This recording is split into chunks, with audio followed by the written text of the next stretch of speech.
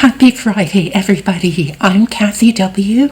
Warm welcome to people who are new to the channel, and thank you for popping back for a visit to all who've been here before. Today is March 28th, and we are a quarter the way through 2025 already. Do you find that the time is just flying by? Usually I don't talk about the weather, but let me start by saying they are forecasting ice storms here in this area. So if you comment and you don't hear from me right away, it may be because of hydroelectricity not being available in this area for a short while. So no worries. Everything will be fine. It just might be a little delay in me responding to your comments, but I always do reply to your comments, and I love hearing from all of you. So in your area, if you're expecting some weather, please be safe and take good care. So now I hope you have been having a good week up until now with plenty of time for knitting and crochet. Today I have a bunch of tips to share about my completed granny cardigan and 2 finished items for the book cover of the month make along. Also, since it's the end of the month, I will do a monthly wrap-up of the washcloths that I have been making as part of the Year in Dishcloths make-along. So let's all grab our cups and chat. If you are a person who loves yarn, loves to knit, loves crochet, or any of those 3, I'm so happy that you're here. First, the final reminder for this month. You still have until this coming Thursday to get pictures to me for the Something New Make-Along slideshow. The slideshow will be on April 7th, so please email me by April 3rd. That way I will have time to put together the slideshow and have it ready for the first Monday of April. And now for all 3 of the completed items this week and some hints and tips about the cardigan. First, the knit items that I completed for the book cover of the month make along. I made a hat and cowl set, both made using the same hat pattern. The technique used was stranded knitting.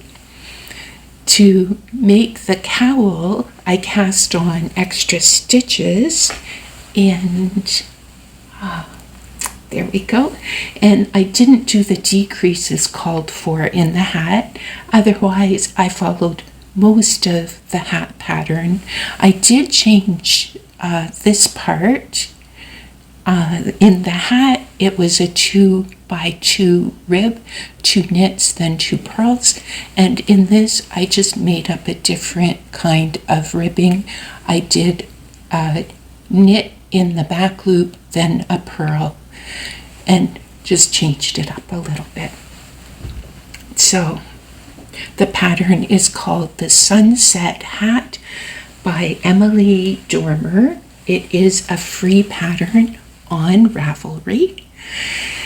I used 5mm and 5.5mm needles for this set. Yarn I used were Premier Basics worsted in the sage color. Also Brava worsted. It's a Knit Picks yarn, and that one was in this persimmon color. And Mary Maxim Pound of Fun, that's a discontinued yarn.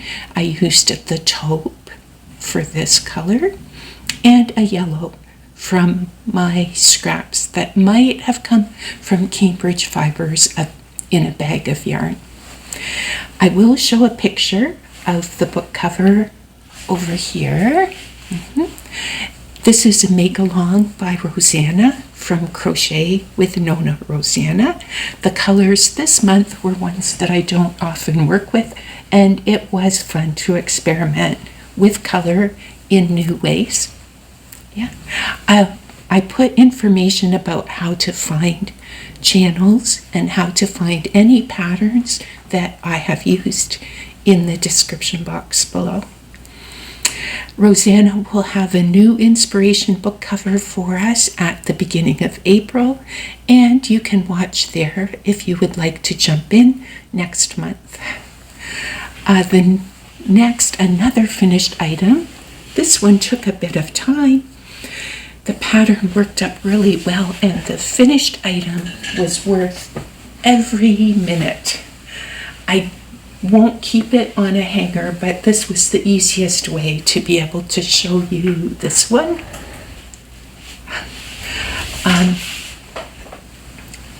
For anyone who's new, this cardigan is one that I've been working on for quite a while now.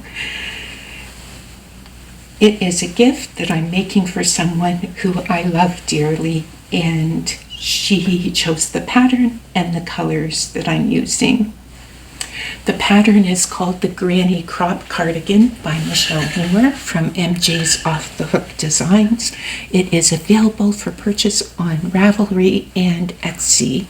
Now, as for tips and some ideas that helped me along the way when making this, these don't just apply to squares, motifs, or just to garments. It's sort of a hodgepodge of things, and some of these are ones that I remembered from free summits that I attended, and then I gave them a try here. And other ideas are ones that I came up with on my own. Possibly some of these practical ideas might help you when making garments or when making anything with motifs, so I wanted to share. So first of all, when making something for a person who's not available to try the item on multiple times, it's helpful to ask them to send measurements of their favorite sweater from their closet that is similar in design. Those measurements helped guide me when making this item. If I was making for a child, I might use those measurements and then add an inch to those to allow for growth. It was tricky to get the sleeve measurement correct, as her favorite sleeve measurement was between sizes. What I did was to add in 2 rows here of the pattern stitches to add an inch, and that provided the correct width. And since it's under the arm and in a background color, it is not noticeable. There are a lot of ends to weave in this type of project, so it's a good idea to weave them in as you go. That way there won't be as many to deal with all at once in the end. I usually put my end weaving items on a table beside where I have my morning and afternoon tea. That's the time when I take care of 2 birds. I have a cup of tea, which is enjoyable, and I take care of those pesky ends, less enjoyable. And I did leave a couple of ends, and I'll talk more about that in a moment or two. Also, since I start my squares with a magic ring, this is what I do to make sure that it is as secure as possible. When I'm tying in the ends, I tug the ring very snug, then I secure things with a little knot, then I weave in the ends in my usual way. I know that a lot of people frown on knots in crochet. However, for me, I want to be sure, extra sure, that things don't come undone. After all the motifs have been made, I set them out on the table in whatever pattern I think might look nice for the project that I'm making, and this gives me time to rearrange, move things around, and even make a different square here and there if I don't like the whole pattern as it looks when it's set out on the table. Then one more check before I start joining, and this is very important. I check to make sure that everything is sitting pretty side up. No one wants to have to undo all the joins because of a wrong side up piece. That is voice of experience. I really was sad once with a wrong side up in the middle of a project. Then it is time to join things together, and for this project I decided to use the mattress stitch. That was for two reasons. One was so that it would be almost an invisible join,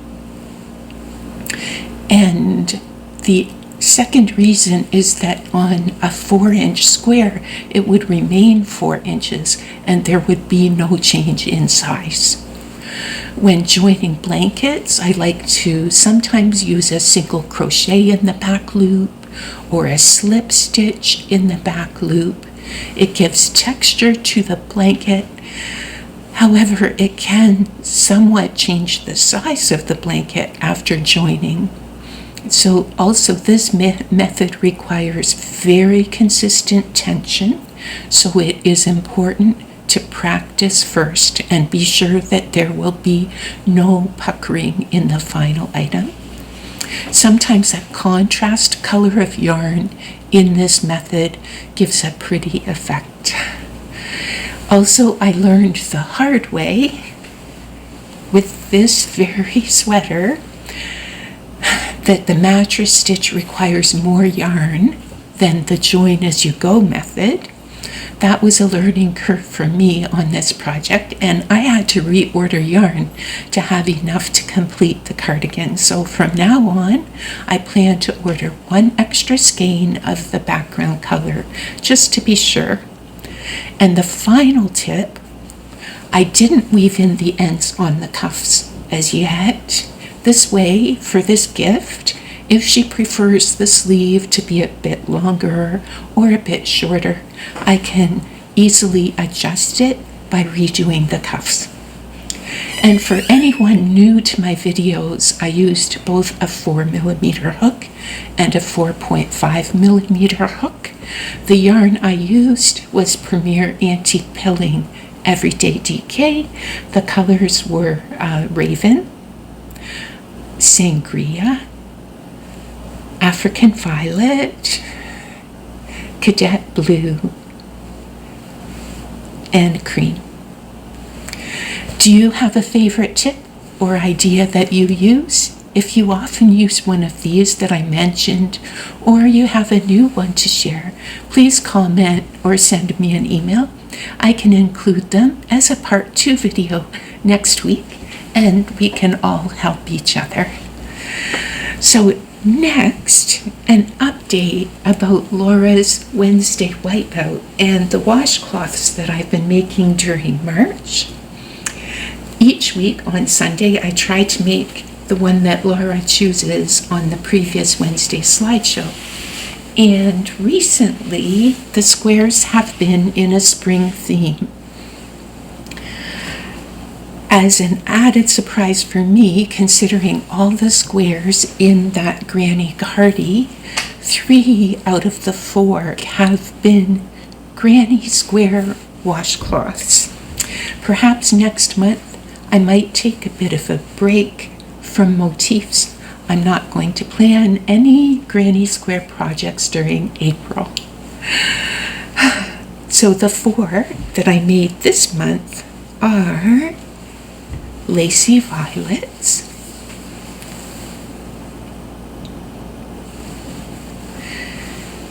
"13 Grannies in a Square",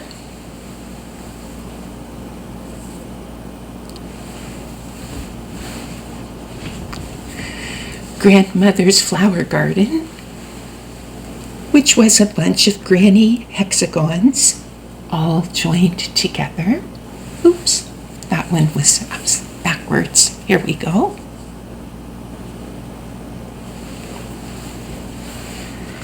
And the rose granny.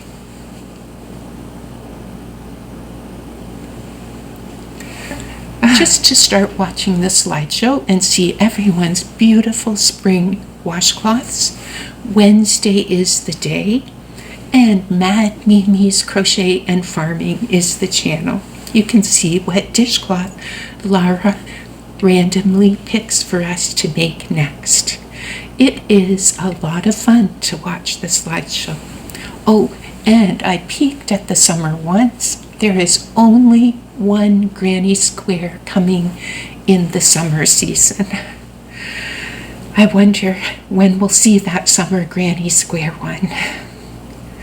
And now for the chapter title of the week. This week the title is Get in Your Body.